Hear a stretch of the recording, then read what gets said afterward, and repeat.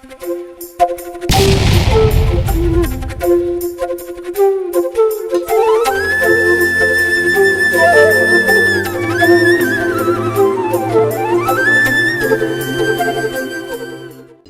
में बड़ा रस है, बहुत बार आप लोगों ने सुना होगा। तो ये रस होता क्या? देखिए, हम लोग अनादिकाल से आनंद को चाहते हैं। उसी आनंद का सारभूत तत्व है रस, और वो रस देने की काबिलियत किसमें है? केवल दो पर्सनैलिटी में, एक भगवान और एक महापुरुष। लेकिन इसमें भी भगवान डायरेक्ट वो रस नहीं देते, वो रस देते भी हैं तो अधिकारी जीवों को देते हैं। यानी जो मनुष्य भगवान को जानने का अधिकार रखता हो, भगवान से प्यार 100% हो जाता है, उसको वो दिव्य रस दिया करते हैं। और जो अनधिकारी हैं उनको महापुरुष दिव्य रस दिया करते हैं। वो कैसे? पहले उनको अधिकारी बनाते हैं। भगवान जो पतित नहीं है, जो भक्त हो चुके हैं, उनका साथ देते हैं। और महापुरुष जो पतित है, संसार के दलदल में फंसा हुआ है, उसको संसार के दलदल से निकाल करके तत्व ज्ञान दे करके, वेद शास्त्र की बातें समझा करके उसके भीतर श्री कृष्ण प्रेम भरता। तो ये दो व्यक्ति या दो पर्सनैलिटी है ऐसी जिनको वो दिव्य ब्रजरस देने का अधिकार है। तो यहाँ पर महाराज जी लिखते हैं कि आयो ब्रजरस बेचन वारो, यानी ब्रजरस को बेचने वाला आया। संसार में देखिए, आप लोग देखते हैं कई चीजें बिकती रहती हैं। तो आप लोग जब उन चीजों को देखते हैं तो देख करके आपका मन ललचता है, हाँ काश ये भी हम ले ले, काश ये भी हम ले ले। तो जा करके आप दाम पूछते हैं कितने की है। अरे कोई भी चीज संसार में खरीदना चाहे हम लोग तो पहले उसका मूल्य पता करते हैं, वरना अगर बिना मूल्य के हमारा बस चलता तो सारा संसार ही अपनी जेब में हम लोग रख लेते। लोभ की हमारी ये सीमा है। अस्तु ये जो ब्रजरस है इसका मूल्य क्या है? तो इसका मूल्य संतों ने बताया है कि भावरस भाविकावती प्रियताम यदि कुतोपि लभ्यते तो तस्य मूल्यमपि लौल्य में कलम जन्म कोटि सुकृतरीमु लभ्यते। हमारे भीतर उस ब्रजरस को पाने की परम व्याकुलता उत्पन्न हो जाए, तब हमको संत या रसिक शिरोमणि वो ब्रजरस प्रदान करते हैं। कैसी व्याकुलता? ऐसी व्याकुलता हो जाए जैसे जब मछली को पानी से अलग किया जाता है तो पानी को पाने के लिए जैसे छटपटाती है, वैसे हमारे भीतर एक तड़पन हो। ये प्रेम का, भक्ति का लक्षण ही बताया गया है कि तब स्मरणे परम व्याकुलता, उनका स्मरण होते ही व्याकुलता भीतर हमारे उत्पन्न हो जाए। हृदय उनको पाने के लिए द्रवे, हमारे भीतर भगवान नाम सुनते ही एक उत्साह उत्पन्न हो जाए, रोम रोम खड़ा हो जाए भगवान नाम जहां हम लोग ले, और आंखों से, नेत्रों से आंसू बहने लगे। ये पक्का प्रमाण है हमारे भक्त होने का। तो इस अवस्था पर पहुंचना होगा, भीतर से भगवान को पाने की व्याकुलता बढ़ानी होगी, तब वो ब्रजरस मिलेगा। रस किसी साधन से प्राप्त नहीं हो सकता, क्योंकि साधनाम धैर्य लब्धा सुचिरादपि। वेदव्यास जी कहते हैं कि अनंत साधनों से भी भगवत तत्व मिलना असंभव। वो कैसे मिलता है? रसिक कृपा से, संत कृपा से। सो बिनु संत न काहू उपाई। तो वो रस जो असंभव था पाना वेदों शास्त्रों के लिए भी, वही वेद शास्त्र जिनको पढ़ करके बड़े बड़े ज्ञानी भगवान को पाने की कोशिश करते हैं, वही वेद शास्त्र मूर्तिमान स्वरूप में 5000 वर्ष पूर्व कृष्णावतार में गोपी शरीर धारण करके आए थे। तब फिर उनको दिव्य रस का पान मिला था, यानी दिव्य रस को उन्होंने प्राप्त किया, और तब उन्होंने जाना श्री कृष्ण क्या पर्सनैलिटी। इसलिए वो रस जो इतना दुर्लभ है, और जा ब्रज रस हित शुक सन कादिक लतन पतन तन करीडारो। जिस ब्रज रस को पाने के लिए बड़े बड़े जो काबिलियत वाले परमहंस थे, छोटे मोटे नहीं, सनकादिक परमहंस। ये सब कौन है? इनकी उत्पत्ति सबसे पहले ब्रह्मा ने की थी। जब सृष्टि की ब्रह्मा ने तो सबसे पहले सनकादिक परमहंस हुए। ये सदा से परमहंस अवस्था में रहे, इनका मन सदा से भगवान में रहा, कभी माया में इनका मन गया ही नहीं। और ये सदा भगवान की भक्ति करते हुए भगवान के ध्यान में चारों लोग तीनों लोकों में भ्रमण करते, कहां पहुंच जाए कोई बच्चों वाली अवस्था इनकी बिल्कुल, और बिल्कुल समाधि में हमेशा रहते। और सुखदेव परमहंस ये भी कोई साधारण नहीं, ये भी वेद व्यास जी के पुत्र बनकर के संसार में आए और इतनी काबिलियत ये रखते थे कि अपनी माँ के पेट से ये 12 साल तक निकले ही नहीं, अपनी माँ के पेट में ही रहे, ये डर से कि जो भी संसार में आता है तो भगवान की माया उस पर हावी हो जाती, तो हमको माया ना लगने पाए, इसलिए माँ के पेट में ही थे। वेद व्यास जी परेशान हो गए, उन्होंने बाहर से पूछा, अरे तू कौन है भाई, तू कोई राक्षस है कि कोई देवता है, इतना समय हो गया कैसे तू अंदर बैठा हुआ। तब सुखदेव परमहंस ने बताया, मुझे माया से डर लगता। वेद व्यास जी ने कहा, मैं वरदान देता हूं माया हावी नहीं होगी। तब सुखदेव परमहंस बाहर निकले और निकलते ही चल दिए, उनको कोई आवश्यकता नहीं कुछ जानने की कुछ समझने की, हर चीज का ज्ञान उनको पहले से है। और सब ज्ञान हो जाने के बाद वेदों शास्त्रों का अध्ययन भी कर लिया, रिद्धासन भी कर लिया, योगारूढ़ हो गए, समाधिष्ठ हो गए और सप्तम समाधि में पहुंच गए और जा करके एक जगह बैठ गए। अब वेद व्यास जी ने सोचा क्या करें, हमारा बच्चा हमारी बात नहीं सुनता। तब नारद जी के पास गए और नारद जी ने फिर भक्ति का प्रेम का महत्व उनको समझाया।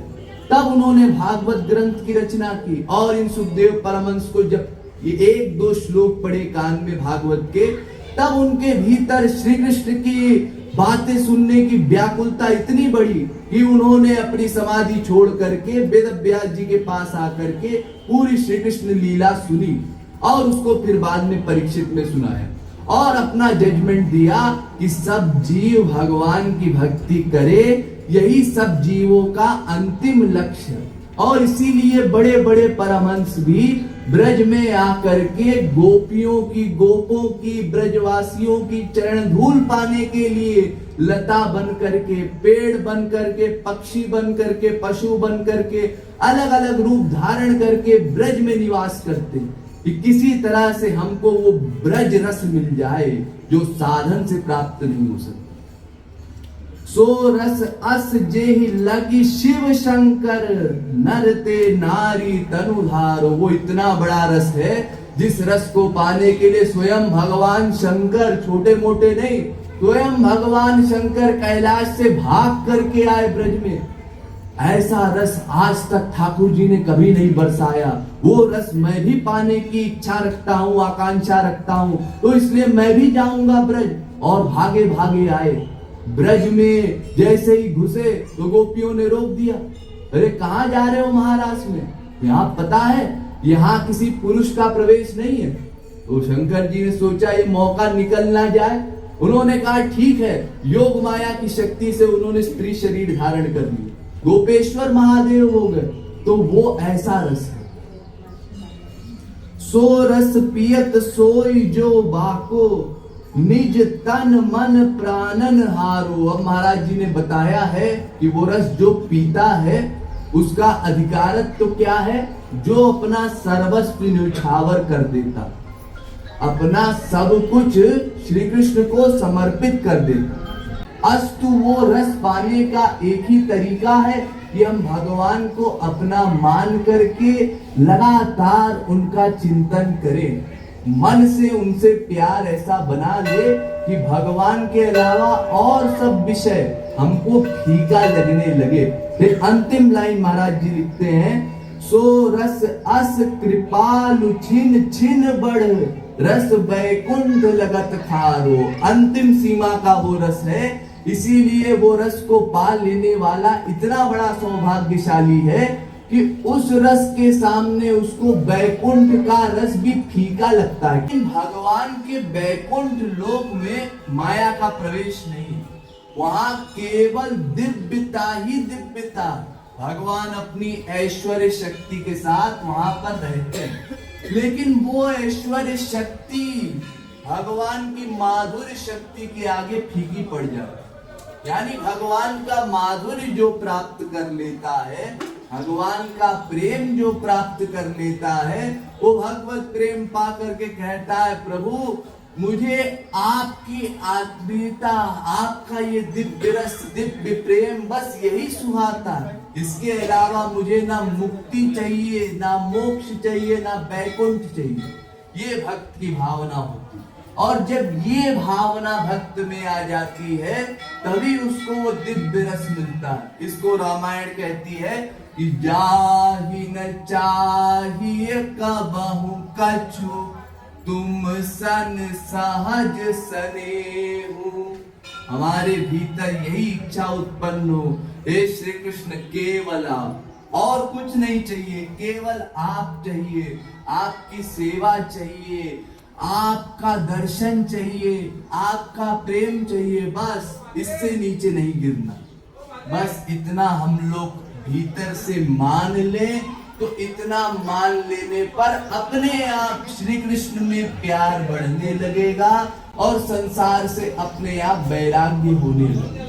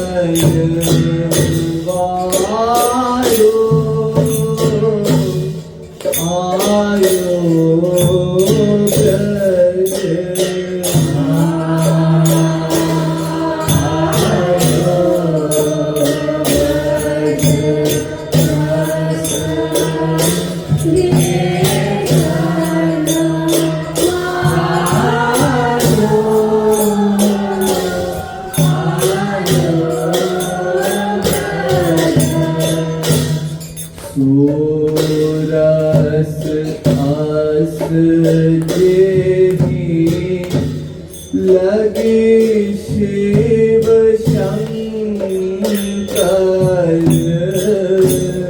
सोरस आस जेहि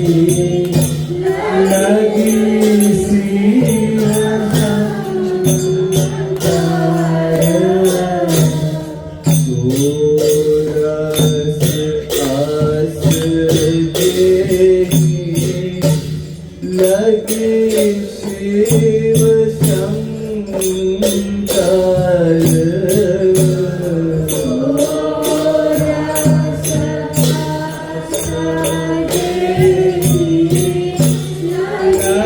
लगे शिव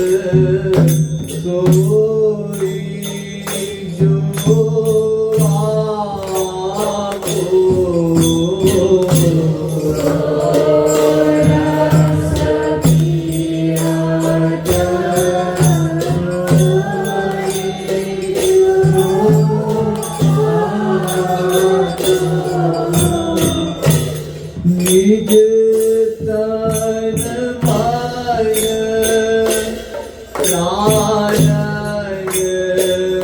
हारो आयो गज निज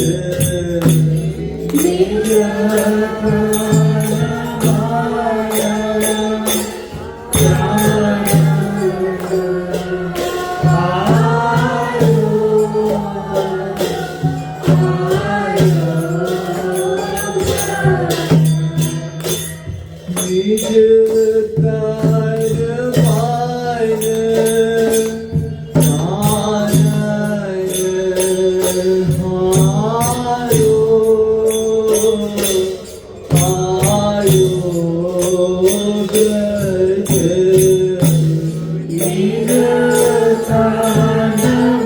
प्राण